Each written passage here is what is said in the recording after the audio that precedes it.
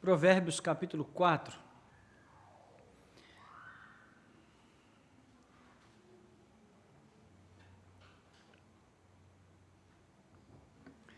Antes de nós fazermos a leitura do texto, quero te fazer uma pergunta. Como está o seu coração nesses últimos dias? Como anda o seu coração nesses últimos tempos, nessas últimas semanas?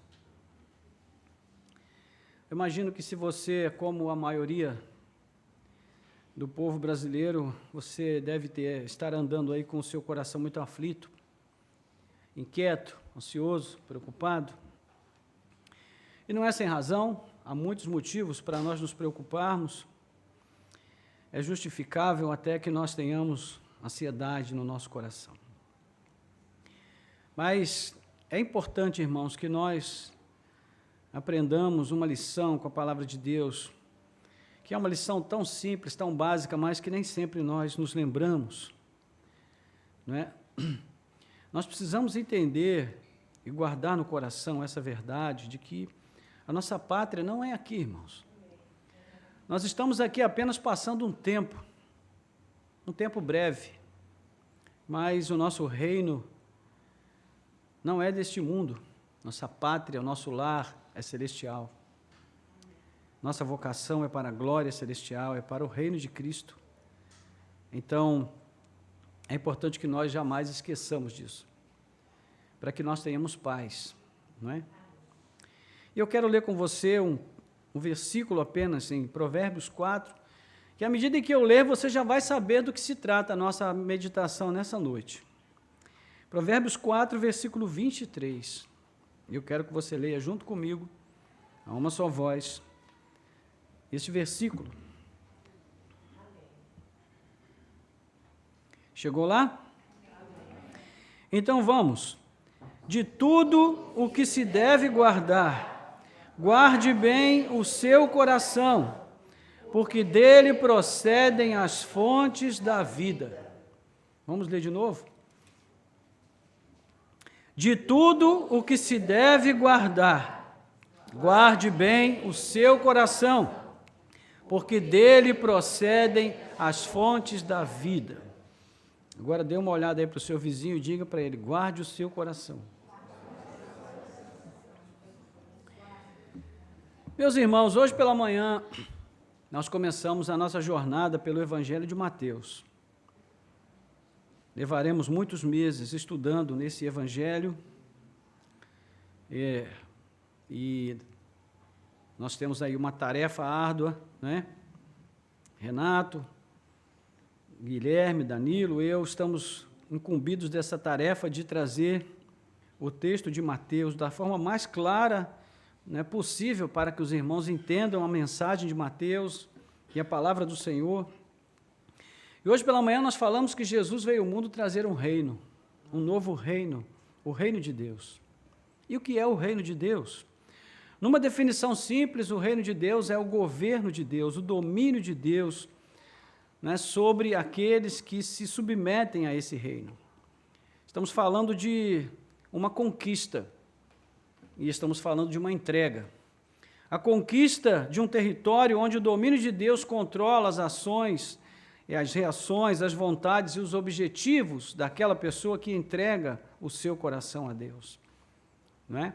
Então, nesse caso, não se trata de território geográfico, mas se trata de algo subjetivo, o território do coração ou da mente das pessoas. O texto de Provérbios foi escrito numa cultura onde o coração era algo muito semelhante à nossa mente, a forma como nós entendemos a mente, porque naquele momento ali se compreendia o coração como a fonte de basicamente tudo que se passa no interior do ser humano, suas vontades, seus impulsos, suas inclinações, a sua forma de compreender a realidade e tudo mais. Então, se nós trouxermos isso para os nossos dias, nós vamos entender que basicamente nós poderíamos falar em termos da mente, mas tanto faz, porque nós sempre falamos, usando o coração como símbolo daquilo que sentimos, das nossas paixões, enfim. não faz muita diferença isso também para nós. Mas o fato é que cada um de nós representa um pequeno universo, né? Um cosmo em miniatura. Nós somos muito complexos, temos muitos pensamentos e sentimentos que vão e vêm na nossa mente, no nosso coração. Temos que enfrentar desafios imensos para conseguir expressar aquilo que sentimos. E há pessoas que passam uma vida inteira de lutas interiores e jamais conseguem expressar o que sente. Então, nós lutamos com estes sentimentos, né? Sentimentos de inferioridade, de inadequação. Muitas vezes, nós nos sentimos muito menores do que os desafios que nós temos a enfrentar, incapazes de lidar com aquilo que surge diante de nós. E em muitas situações nós vivemos isso, muitas vezes. Então, em geral, as pessoas não gostam da estatura que tem, elas não gostam da cor dos seus olhos, elas não gostam do cabelo que tem, da pele que tem, e por aí vai. Todo mundo queria ter algo diferente ou ser diferente daquilo que é, porque cedo ou tarde a gente olha no espelho e acha que o que nós vemos ali não é o que nós gostaríamos de ver. Não é sem razão que em Provérbios 23, 26, o Senhor dizia ali ao filho Israel, né, filho, dá-me o teu coração. Dá-me o teu coração. Então, o coração e a mente são termos sinônimos em várias passagens da Bíblia, né, nesse sentido que nós já explicamos, e representam esse lugar mais profundo do ser humano, ali, não é, no íntimo de cada um de nós, onde nascem as decisões, a vontade, a capacidade de fazer escolhas. É esse território, exatamente esse território que Deus quer conquistar e dominar, e controlar e governar na vida de cada pessoa. É esse território que Jesus quer para si. É ali que Ele quer ser o Rei e o Senhor de tudo, de todas as coisas. Então, Ele sabe de toda essa complexidade que habita o nosso íntimo. Ele tem exatamente o conhecimento do quanto sofremos, do que nós somos, pelo que desejamos ser, pelo que lutamos e o que desejamos ser. Então, o seu objetivo é nos organizar por dentro, irmãos. É organizar essa bagunça, não é colocar em ordem tudo isso que existe dentro de nós. E é a partir dessa ordenação do caos que Ele edifica o seu reino em nós e através de nós por meio da sua palavra. Louvado seja o nome do Senhor. Por isso a Bíblia fala da fé não como um fim, mas como um meio ou um fio condutor, né? Ela precisa estar presente desde o início nesse processo para que ele possa nos levar a viver essa vida extraordinária que Deus tem para nós. Né? O Espírito Santo nos regenera, Ele cria em nós as condições para que nós possamos responder a Deus, mas nós ainda precisamos responder. E é aqui que trabalha a fé. Pedro fala de um pacote de virtudes que devem acompanhar a fé e crescer na vida do cristão. Ele diz, pelo poder de Deus nos foram concedidas todas as coisas que conduzem à vida e à piedade, pelo pleno conhecimento daquele que nos chamou para a sua própria glória e virtude. Por meio delas, Ele nos concedeu as suas preciosas promessas, para que por elas vocês se tornem coparticipantes da natureza divina, tendo escapado da corrupção das paixões que há no mundo. Por causa disso, concentrando todos os seus esforços, acrescentem à fé que vocês têm a virtude o conhecimento o domínio próprio, ao domínio próprio a perseverança a piedade, a piedade a fraternidade e a fraternidade o amor. Porque essas qualidades, estando presentes e aumentando cada vez mais, farão com que vocês não sejam nem inativos, nem infrutíferos no pleno conhecimento do nosso Senhor Jesus Cristo, pois aquele que não tem essas coisas é cego, vendo o sol que está perto e se esqueceu da purificação dos seus antigos pecados. Por isso, irmãos, procurem com empenho cada vez maior confirmar a vocação e a eleição de vocês, porque fazendo assim vocês jamais tropeçarão, pois desta maneira é que lhes será amplamente suprida a entrada no reino eterno de nosso Senhor e Salvador Jesus Cristo. Então, o apóstolo Pedro está falando aqui justamente desse esforço, dessa determinação de se guardar a mente e o coração, de se guardar de toda essa influência do que está acontecendo ao nosso redor. Assim como Paulo, em Romanos 12, mostra que a fé precisa de materialidade, ou seja, a fé precisa aparecer, não é? É isso que Tiago vai mostrar ali na sua carta também. E por isso é necessário haver uma profunda transformação da mente e do coração, irmãos. À medida que nós aprendemos a viver pela fé na palavra de Deus, gradativamente nós vamos reaprendendo a pensar, a tomar as decisões de forma sábia, aprendemos a fazer escolhas sábias e prudentes, a desejar o bem e rejeitar o mal. Então, nós aprendemos a proteger os nossos corações, as nossas mentes, de sentimentos, de ressentimentos destrutivos, né, que nos reduzem como seres humanos, que somos criados à semelhança de Deus. E é por isso tudo que Pedro propõe no texto que nós acabamos de citar, não é, que ele traz essa preocupação que nós devemos ter com o que acontece aqui dentro de nós. Porque é nesse lugar que a palavra de Deus precisa ser encarnada, vivida. A semelhança do nosso Mestre, a palavra precisa se tornar carne também em nós, nas atitudes, nos sentidos, não é? Então, por que importa guardar o coração? E ele diz, né, neste único versículo, ele diz o porquê, ele diz que do coração procedem as fontes da vida. Por isso, quem aqui já não esteve apaixonado alguma vez, não é? Quem não sofreu por causa de uma paixão, quem já não se frustrou ou se decepcionou nesse sentido. E por que essas coisas acontecem, irmãos? Porque nós não sabemos proteger as nossas emoções. E por que não sabemos? Porque nós não conhecemos nem a nós mesmos e nem aos outros. Então, nós entramos em relacionamentos com a cara e a coragem, sem a menor preocupação de preparar o nosso coração para tantas possibilidades que estão ali naquele contexto, ou seja, entramos com ingenuidade, imaturos emocionalmente, não protegemos o nosso coração e por isso nós nos frustramos. Então, o que diz mesmo o provérbio que nós lemos? De tudo que se deve guardar, guarde bem o seu coração. Estes são conselhos de um pai ao seu filho, um filho amado, né, a quem o pai deseja todo bem. Por isso, no mesmo texto, ele ainda diz, o que eu ensino a você é o caminho da sabedoria. Ande pelos caminhos da retidão e eles guardarão você, para que os seus passos não se embaraçem e você não venha a tropeçar. Guarde a instrução, porque ela é a sua vida. E lembre-se que o caminho do justo é como a luz do alvorecer, que vai brilhando mais e mais até ser dia claro. Provérbios 4, 11 a 13 e também o versículo 18. Então, irmãos, basicamente o que nós vemos aqui é que existe um trabalho a ser feito, é um trabalho diário que nós fazemos na nossa vida devocional particular, privada, pessoal com Deus, onde nós pedimos ao Senhor que nos dê a sabedoria, o discernimento, a coragem, né, e também o conhecimento necessário para que nós possamos obedecer aquilo que a palavra de Deus diz e guardar no coração o que ela diz, porque é dessa forma que o nosso coração será guardado, né?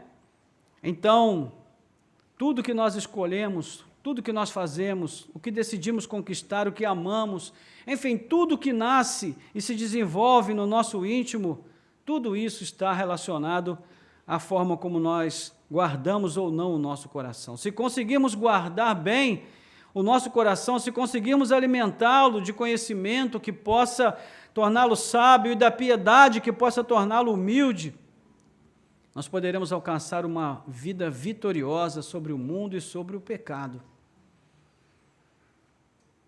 A gente ouve tanto falar de vitória hoje na música evangélica, né? Mas os grandes inimigos que nós temos que vencer, na grande maioria das vezes, não estão sendo considerados nessas músicas. Porque não são os nossos vizinhos, nem o nosso patrão, não é a falta de dinheiro, não é a limitação física, não é o problema da doença. Os nossos grandes inimigos, irmãos, são a nossa carne, o pecado que nos assedia, o diabo que está o tempo todo nos cercando e sugestionando coisas para tirarem a nossa paz, a nossa alegria no Senhor. Então, Não é à toa que Eclesiastes, que é um outro livro de sabedoria, diz que a sabedoria torna o sábio mais poderoso que uma cidade guardada por 10 valentes. Então, onde conseguimos esse conhecimento que nos pode tornar sábios? Na palavra de Deus. E é nesse sentido que o salmista faz a afirmação do Salmo 119, versículo 11, guardo no coração a tua palavra para não pecar contra ti. Agora, do que é que nós devemos guardar os nossos corações? Quais são as ameaças que nos cercam? Não é? Do que nós devemos guardar o nosso coração, a nossa mente? Nós poderíamos fazer aqui uma lista muito exaustiva, mas nós vamos destacar apenas 3 ameaças que são muito constantes e presentes no nosso dia a dia. A primeira ameaça são as notícias, especialmente as más notícias. Nós somos capazes de acordar muito bem num dia, cheios de alegria, de motivação, de coragem, de determinação para enfrentar os problemas, as lutas, as tribulações, mas dependendo da notícia que a gente ouve, o nosso coração murcha de uma hora para outra. Nós perdemos a motivação, perdemos a coragem, perdemos a força e permitimos que a nossa mente se coloque num processo de autocomiseração. E aquele dia que começou com coragem, termina com covardia, com incredulidade, né? E nós acabamos, muitas vezes, até ofendendo a Deus por não confiar na sua graça, no seu poder, na sua soberania sobre as nossas vidas. É por isso que o Salmo 112, versículo 7, nos adverte, ele diz que o justo, bem-aventurado, ele não se atemoriza de más notícias. Meus irmãos, se há uma forma prática de guardar o coração, é deixar um pouco de lado as notícias, especialmente dessa mídia militante, viciada, né? Dessa mídia prostituída que hoje domina os meios de comunicação no nosso país. Porque ela existe para atender determinados fins. E as notícias são como mensagens que vêm para nos conduzir como gado e para nos levar para esse ou para aquele lado, de acordo com a necessidade do momento. Então, nós devemos tomar muito cuidado com notícias, guardar o nosso coração, a nossa mente. E não é somente aquelas notícias que nos parecem ruins, mas até muitas notícias que no primeiro momento nos parecem boas, não é? Porque quando o diabo foi tentar a Eva, ele não tentou procurando desviá-la do propósito que já havia no seu coração. Muito pelo contrário, ele estimulou aquele propósito, não é? E muitas vezes o inimigo faz isso conosco. Ele não traz uma notícia ruim, ele traz uma notícia boa. E é com essa notícia boa que muitas vezes ele vai nos levar a cair. Então, é claro que o Salmo está falando aqui de más notícias, mas podem ser boas notícias. Independente de qualquer coisa, se essas notícias forem trazidas para dentro de nós, se elas se tornarem uma força e um poder tão grande no nosso coração, a ponto de nos fazer desacreditar na palavra de Deus, então, irmãos, nós estamos perdidos. Porque então a nossa mente vai ser conduzida por notícias. E esse mundo não tem informação e nem conhecimento. Hoje o que existe são só notícias. Se você quiser conhecer, se você quiser ficar bem informado, você tem que estudar, você tem que ler bons livros, você tem que ler a palavra de Deus, você tem que aprender com quem tem para te ensinar, porque, na verdade, essas informações, essas notícias que nós recebemos hoje, todas elas têm por objetivo nos tornar cada vez mais ignorantes, cada vez mais iludidos e cada vez mais massa de manobra na mão desse sistema perverso e mau. Então, nós devemos guardar o nosso coração. Amém? Guardar o coração das notícias. Uma outra fonte que oferece grande risco para o nosso coração é o materialismo. O que é o materialismo? É a atenção demasiada, né? Aquilo que é material, aquilo que é visível, aquilo que é físico, em desprezo do que é espiritual. O ser humano é naturalmente propenso ao materialismo, nós somos naturalmente mais atraídos às coisas práticas, objetivas, concretas, Independente de serem homens ou mulheres, as pessoas materialistas, elas se preocupam excessivamente com o que é físico, com o dinheiro ou com os meios de obter o dinheiro, aquisição de bens, seja imóveis, seja veículos ou simplesmente títulos. Se preocupam demasiadamente com a carreira, que é meios de construir uma carreira de sucesso antes de qualquer coisa e além de tudo. E essa tendência de colocar a carreira acima de tudo tem destruído muitas famílias, muitos lares, muitos casamentos, muitos relacionamentos. O entretenimento, que é a busca incessante por lugares e coisas que possam nos dar esse desejo constante, saciar esse desejo constante, não é, de distração para nos tirar do tédio. Até mesmo o exercício físico, que hoje voltou, né, a se tornar quase que uma religião. Hoje, na nossa sociedade, as pessoas estão desesperadas por parecer melhores, mais bonitas, e elas não têm limite nesse sentido. E o que é mais triste, irmãos, é que nós vemos que, no final das contas, o que sobra para essas pessoas... Veja, eu não estou dizendo de pessoas que estão procurando melhorar a sua condição de uma forma saudável, equilibrada, cristã. Não, eu estou falando de pessoas obcecadas por todas essas respostas, esses resultados. No final das contas, o que resta para essas pessoas é frustração. Sabe por quê? Porque a gente nunca está satisfeito, irmão. Nunca há satisfação no nosso coração, por uma razão simples. O único bem que existe em todo o universo que pode trazer contentamento para nós é a comunhão com Cristo. Não sendo isso, não existe mais nada que possa satisfazer as necessidades do nosso coração. Só Cristo é grande, suficiente e é maravilhoso o suficiente para suprir essa nossa necessidade. Além disso, não há amores, não há bens, não há nada que nós possamos conquistar que vá nos trazer esta satisfação. Enquanto isso, a nossa espiritualidade fica relegada a um lugarzinho bem inferior, não é? Nós vamos ali deixando isso sempre para depois, o coração vai sendo deixado exposto, sem nenhuma proteção, não é? E aí, à mercê de um mundo que deseja torná-lo seu escravo, ali acorrentado, não é? Na prisão do consumismo desenfreado, e a Bíblia nos adverte quanto ao materialismo no Salmo 62, versículo 10, quando diz, não ponha o seu coração nas riquezas. Jesus vai dizer em Lucas 12, 15, a vida de uma pessoa não consiste na abundância de bens que ela tem, ou seja, você não é o que você tem. Você é apenas o que você é. Uma pessoa a quem Deus ama muito e tem tantas coisas boas e maravilhosas para compartilhar com você, mas você precisa ter esse tempo com Ele. Entende? Não é um tempinho, é um tempo considerável, um tempo que você marca na tua agenda, assim como você marca com todos os outros compromissos que você tem. Então, as notícias, o materialismo e o terceiro grande foco de angústia que nós devemos cuidar para que ele não se aproprie do nosso coração é o hedonismo, é o culto ao prazer. Nos últimos 2 séculos, tudo que vem sendo criado no mundo existe para proporcionar o prazer. Há um processo de retroalimentação nesse aspecto, porque o pecado vem ganhando cada vez mais espaço e também cada vez mais legalidade na vida do homem moderno.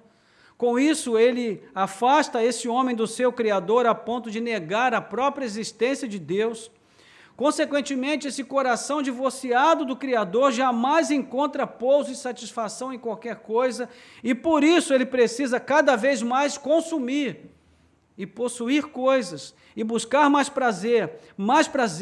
Então, isso nós vamos certamente encontrar muitas mentes brilhantes da tecnologia, da indústria da mídia, das artes, dos esportes, não é, que vão lançando mais e mais novidades que possam nos dar prazer, para tentar, de algum modo, preencher essa lacuna imensa no interior de cada um de nós, que só Deus pode preencher. O hedonismo é uma característica dos últimos tempos. Ele foi descrito pelo apóstolo Paulo quando ele escreve a Timóteo, no capítulo 2, versículos 3 e 4, ele fala que os homens seriam mais amantes dos prazeres do que amigos de Deus. Então, irmãos, aqui já a caminho de concluir esta breve meditação, haveria tantas coisas a serem elencadas aqui, mas essas 3 eu acredito que sejam aquelas que vão representar os riscos mais imediatos para os nossos corações. Então eu digo para você, guarde o seu coração. Guarde o seu coração. Nós podemos cooperar com Deus, irmãos, com o seu plano de pôr em ordem o nosso coração, o nosso mundo íntimo, interior. E nós conseguimos isso ordenando prioridades na nossa vida. E como é que nós fazemos isto? Bom, nós podemos fazer isso de 2 maneiras, uma errada e outra certa. A maneira errada é seguir o exemplo sequencial, estabelecer uma hierarquia. Quando nós elegemos as coisas, umas em primeiro lugar e outras em segundo lugar. Isso é mais importante que aquilo, depois aquilo vai ser mais importante que uma outra coisa. Esse modelo não serve para nós porque ele não nos ajuda a firmar conceitos importantes no nosso coração e nem fortalecer a verdade dentro de nós. Porque nós sempre acreditamos que existem coisas e pessoas às quais nós teremos acesso e que então, quando nós chegarmos a ter acesso a essas coisas e a essas pessoas, elas então irão suprir essa necessidade e o nosso coração estará finalmente feliz e contente e ele poderá ser então resguardado. Mas nós vamos apenas trocando uma coisa pela outra. Pode ser um emprego, não é? Quantas pessoas oraram tanto por um emprego? Senhor, abre as portas, Senhor, abre as portas, e choraram, e aí o Senhor abriu as portas e a pessoa deu testemunho, irmão, se eu fui abençoado, o Senhor abriu as portas, eu estou muito feliz, glória a Deus, vou fazer um culto de ações de graças. Dali 1 ano e meio, essa mesma pessoa está falando assim, meu patrão é um faraó, ele me oprime, não é? Eu não consigo ser feliz naquele lugar, eu tenho que sair de lá, e não sei o quê, e essa coisa toda. Irmãos, nós somos assim. O nosso contentamento dura muito pouco, né? O colégio, o namorado ou a namorada, o marido ou a esposa, a igreja. Então, quantas pessoas já entraram por essas portas e disseram, puxa, agora sim, aqui é a minha igreja. E a maioria das pessoas que disse isso não está mais aqui. Porque nós realmente acreditamos. E falamos isso como se fosse verdadeiro, só que o nosso coração tem essa tendência de se enfadar das coisas muito rapidamente. Então, nós vamos trocando, né? Como nós já vimos antes, muitos sacrificam a família em nome de uma rotina de trabalho que visa o bem daquela mesma família. Não é irônico isso? E essa é a razão da advertência de Jesus em Mateus 16, 26, quando ele diz, o que adianta o homem ganhar o mundo e perder a sua alma? Então, esse modelo, né, sequencial de ir trocando de coisas para tentar encontrar satisfação e contentamento, isso não vai resolver. Mas existe um segundo modelo, e esse seria mais adequado, que é o modelo do equilíbrio. Porque aqui nós não escolhemos uma coisa ou outra, antes a gente aprende a equilibrar uma coisa e outra. Então, a proporção entre as coisas vai se tornar muito importante aqui, cada evento, a vida, né, tudo vai ser ordenado, não em função de um momento apenas, mas a partir de um objetivo maior. Então, eu trabalho, mas o trabalho não se torna o meu senhor e o meu dono. Eu ganho dinheiro, mas eu não sirvo ao dinheiro. Eu estudo, eu procuro uma carreira de sucesso, mas eu dou à minha família e às pessoas que eu amo o tempo de qualidade que elas precisam ter comigo, e eu com elas. Eu me comprometo com as minhas responsabilidades neste mundo, eu dou bom testemunho, porque eu sou um bom funcionário, eu sou uma pessoa exemplar, nos meus negócios eu procuro agir com retidão, com ética, mas eu também procuro agir com a mesma retidão, com a mesma ética, com o mesmo compromisso com a minha vida com Deus, com o meu ministério, com a obra que Deus tem na minha vida. Então, eu equilibro as coisas. Percebe como é diferente?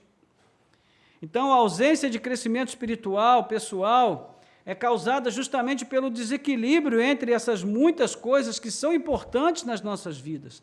Trabalhar é importante? Claro que é, sim, mas também é importante ter tempo para a família. Namorar é importante, sim, mas estudar com dedicação também é.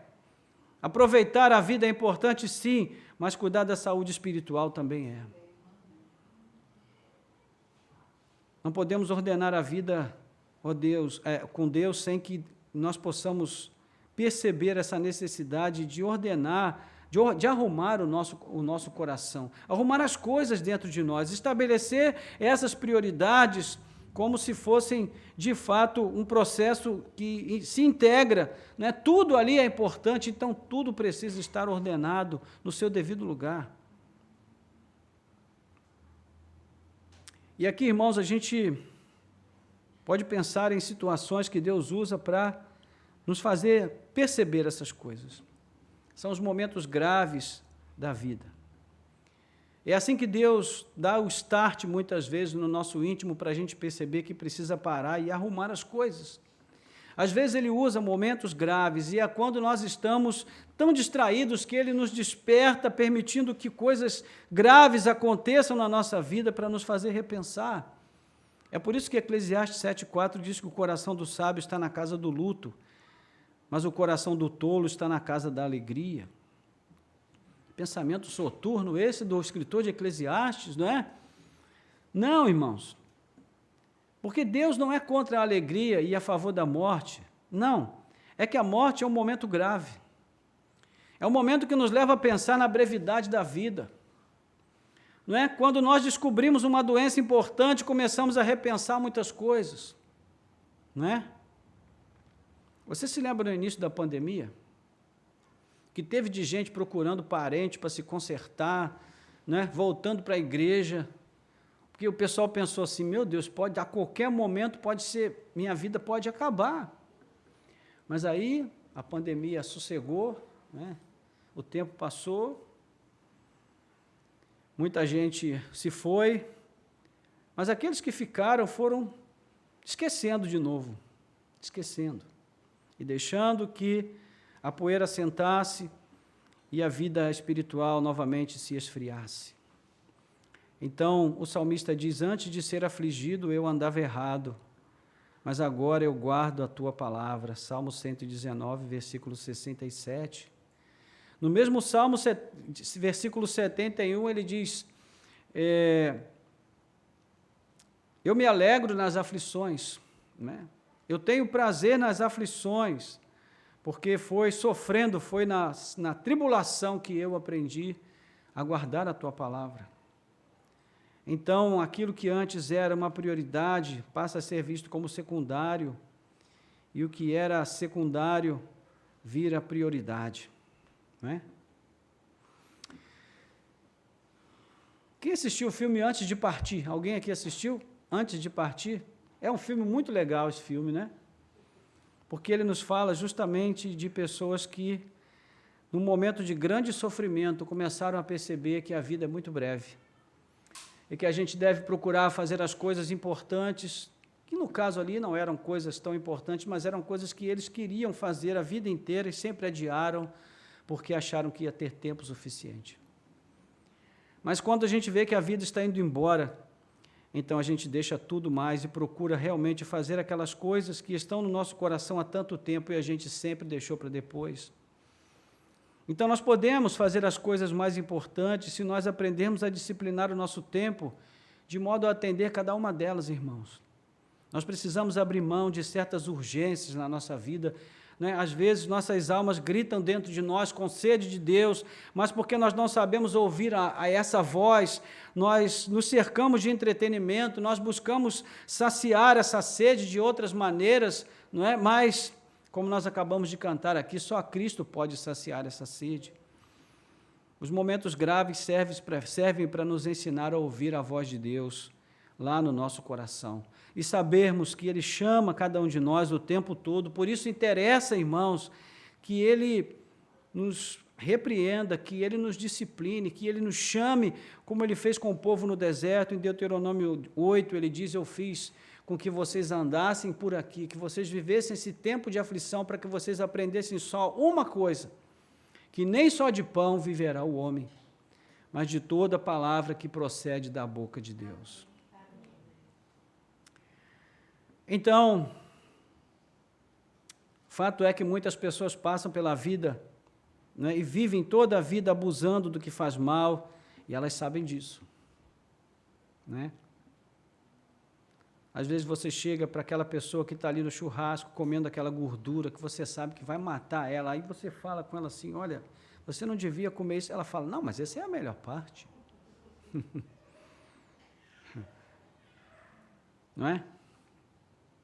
E tantas outras coisas, isso é só um exemplo, né? Mas as pessoas vão adiando a decisão de mudar, sabe? Todo dia elas vão adiando, vão jogando para o amanhã, não sentem nada, por isso acham que estão bem. E assim há muitos cristãos que estão aí mornos, insistem em procurar aquilo que faz as suas almas tanto mal, e elas sabem disso, mas acham que estão bem. A igreja de Laodiceia estava assim. E foi necessário que o médico, no caso o Espírito Santo, desse um diagnóstico assustador. Ele disse, olha, eu estou a ponto de te vomitar da minha boca. Apocalipse 3,16. O conselho do Senhor àquela igreja apontava para duas direções. Primeiro, recuperar a pureza e a visão espiritual, as duas coisas. Ou seja, o coração da igreja estava totalmente exposto pela impureza e pela cegueira espiritual. Por isso o Espírito Santo diz àquela igreja, eis que estou à porta e bato. Se alguém ouvir a minha voz e abrir a porta, eu entrarei em sua casa, cearei com ele e ele comigo. Apocalipse 3,20. Que porta é essa, irmãos, que se refere à palavra de Deus? A porta do coração. É essa casa onde Deus quer viver, né? É o que Paulo vai dizer em 1 Coríntios 6,19, que o nosso coração, nosso corpo, é o templo do Espírito Santo. Então, é claro que há esperança para nós, não é? Mas o autor aos Hebreus, no capítulo 5, versículo 1, em capítulo 6, versículo 3, ele revela algo interessante, ele mostra que o caminho para a transformação do coração não será feito por soluções novas ou surpreendentes, mas por aquelas que a gente já conhece. Então ele fala sobre uma volta, sobre um retorno, não é? Aqueles que se fazem lentos ou incapazes para aprender não precisam de soluções mágicas, o que eles precisam é de voltar às bases antigas. O mundo alcançou um grande progresso tecnológico, irmãos, nos últimos 20 e 30 anos, mas a base de tudo continua sendo a velha tabuada.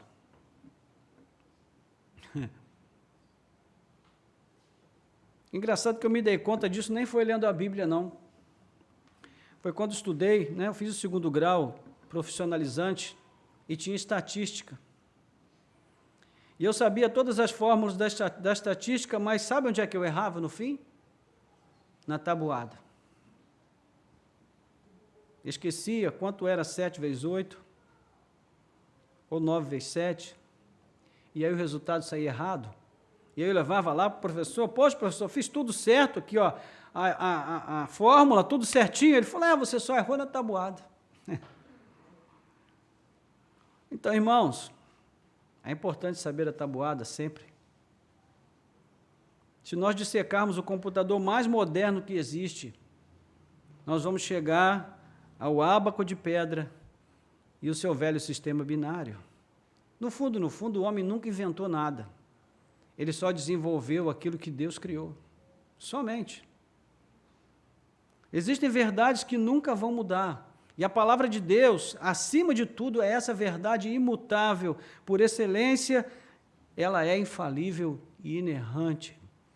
Então, a palavra de Deus nunca vai mudar, ela nunca vai cair e ela nunca vai deixar de ser o que é. Há muitos que se tornam maus condutores das suas próprias vidas, não é? E alguns até acumulam, como um mau motorista, pontos na carteira, a ponto de terem que voltar à autoescola para reaprender os fundamentos. E a oração do Pai Nosso, então, pede tudo para hoje, porque isso quer nos ensinar o quê? Que a vida com Deus é entendida como um exercício diário. E esse exercício se estende na nossa jornada durante todo o tempo em que nós vivemos neste mundo, irmãos. Nós estamos sempre aprendendo e precisamos sempre aprender. Então, cada um de nós precisa olhar para si, para o seu íntimo, e admitir que Deus ficou perdido ali em algum ponto do caminho da fé. É preciso buscar um lugar de contrição, encontrar um novo recomeço, né? E, no fundo, tudo começa de onde um dia começou, que é o quê? Oséias 14, versículo 1. Volta, ó Israel, para o Senhor teu Deus, porque você tem caído por causa dos teus pecados. Isso exige o quê? Arrependimento. É preciso romper com a zona de conforto, é preciso vir para a luz, é preciso se expor. É claro que seremos expostos, sim, né? Estaremos diante de uma situação constrangedora, muitas vezes, sim, mas isso vai produzir verdadeira transformação em nossas vidas, irmãos. Você já percebeu que Jesus poderia muito bem ter curado aquela mulher hemorrágica sem dizer nada? Ele sabia que saiu virtude dele, então ele sabia que ela havia sido tocada pela cura, mas mesmo assim, o que ele fez? Ele a chamou para o meio, ele disse, quem me tocou? Quem me tocou? Né? Ela fez como muita gente quer fazer hoje, elas querem ter uma relação com Jesus, mas sem se comprometer, né? Então elas vão lá devagarzinho,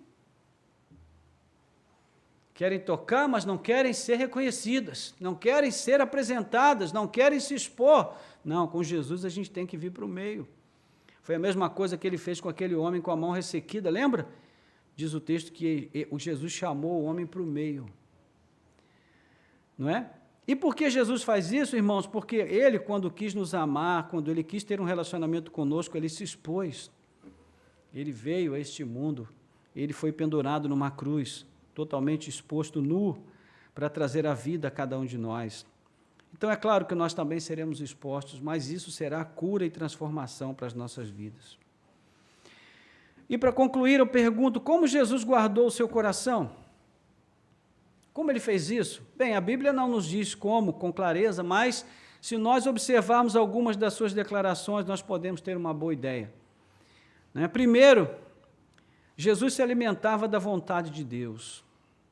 Mateus 4, versículo 4, quando Satanás, ali no deserto, Jesus jejuando 40 dias e 40 noites, então Satanás oferece pão, diz que ele pode transformar aquelas pedras em pães. Jesus diz, nem só de pão viverá o homem, mas de toda palavra que procede da boca de Deus, disso o homem viverá.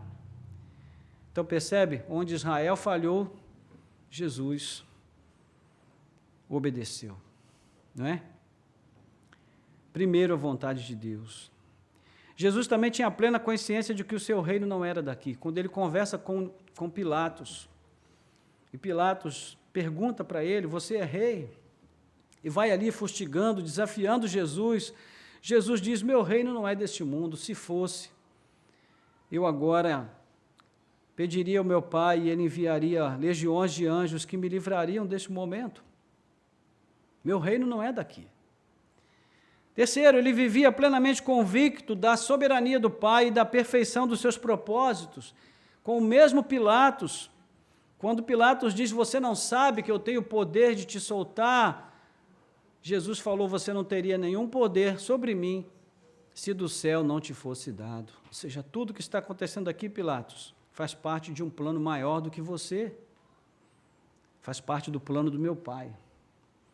Então, meus irmãos, tudo o que acontece neste mundo está debaixo da soberania de Deus, por mais esquisito que pareça. E por fim, mesmo nas horas mais sombrias, Jesus encontrava conforto em obedecer a Deus. Você vai vê-lo lá no Getsemane, no capítulo 26 de Mateus 36 a 42, ele está orando e pedindo, Pai, se for possível, passa de mim esse cálice. Mas depois de orar 3 vezes, ele disse, Pai, se não é possível, que se faça como tu queres e não como eu quero. Então, irmãos, concluindo, ninguém nasce sabendo o que Deus quer, não é? É preciso aprender a conhecer a vontade de Deus. Há muitos que estão dormindo, muitos, e é preciso acordá-los, assim como Jesus fez com Lázaro, não é, dizendo, meu amigo Lázaro está dormindo, eu preciso ir acordá-lo. João capítulo 11, versículo 11. Pode ser que nós estejamos bem em uma área e mal em outra área. Pode ser que nós tenhamos elegido algumas coisas importantes e estejamos negligenciando outras importantes em nossas vidas. Isso é como espalhar sementes ao vento, irmãos. Né? Faz muita presença, mas não tem nenhum resultado efetivo. Jesus quer nos despertar nessa noite. Ele quer colocar a nossa vida interior em ordem. Ele quer nos ensinar a guardar o nosso coração, porque disso depende a nossa vida, o nosso bem-estar, a nossa saúde física, emocional, espiritual, a nossa relação com Deus. Amém? Vamos orar, curve a sua cabeça. Nosso Deus e Pai, em nome de Jesus, nós queremos nessa noite colocar diante de Ti os nossos corações. Pai amado, os nossos corações andam aflitos com muitas coisas. Esses últimos dias têm trazido grande ansiedade à vida de muitos daqueles que são Teus. Estamos vivendo um momento, Senhor, muito importante na nossa nação.